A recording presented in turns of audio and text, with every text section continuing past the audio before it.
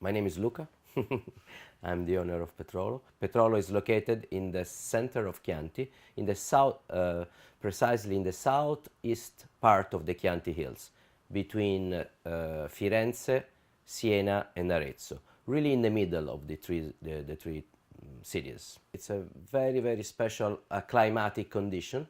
The soil is typically the soil of the Chianti area, which means it's very stony with a lot of rocks like Galestro, Alberese, and Arenaria, which are the typically stones of the Chianti area. But we are under the influence of the wind that came from the, let's say, from the southwest part, which means by the ocean, let's say, by the Mediterranean Sea. So it's a piece of Chianti more warmer than the center of Chianti. This is why probably is one of the special condition that makes Petrolo wines special. Villa has been probably built from something that was there before, probably since the Roman period. The history is very, very long. And probably Petrolo during the Roman period was a sort of castle where people used to change horses or stay for the night.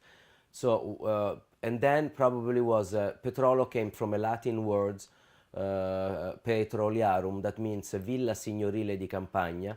That means probably was a house of a Roman consul with the Castro Pretorio around, with a soldier around. My grandfather has bought the property in 1947, and before my grandfather, there was a French family used to own Petrolo called Perrin, which is the same name of the very famous wine producer in the Côte d'Or.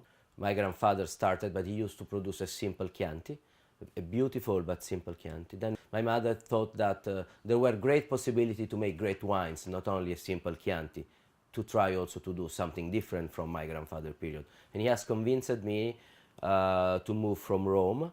At that time I used to live in Rome. I was doing something totally different. I have a PhD in history of art, and so the history of art and art in general was my business at that time. And he convinced me she was not able alone to take, I mean, in her hands everything.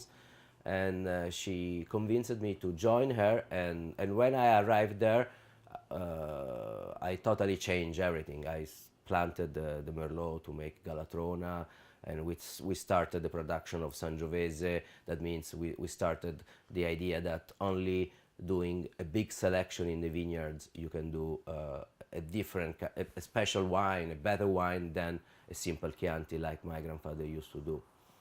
All the estate, it's around a little less than 300 hectares, but mainly of Petrolo is forest. We are in the middle of a beautiful forest, of a beautiful, very, very, let's say, wild forest, because we are part of a national park called Parco Nazionale dei Monti del Chianti. So we are at the limit of a big forest. Before the hills of Chianti, they start to go down to the valley of the Arno River.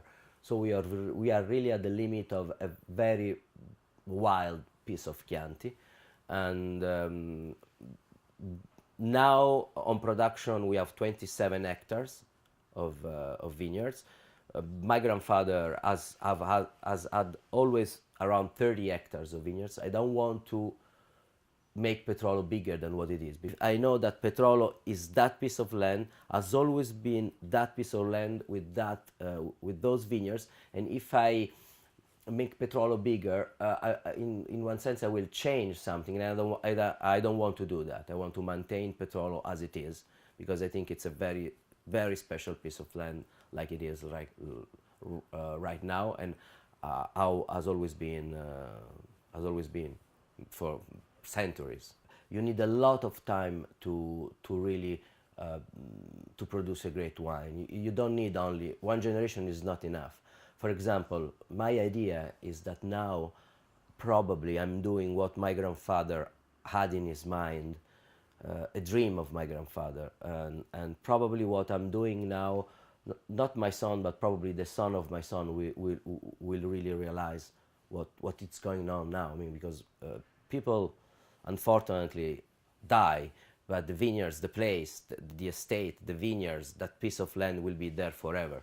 Especially you have to work a lot with your heart. You have to give a lot of love to to that little piece of land, and more love you give to your vineyards, to your land, more you are sure that that love is given back to you in terms of, speaking about wine, in terms of beautiful grapes, beautiful berries that then they will be transformed in beautiful wines.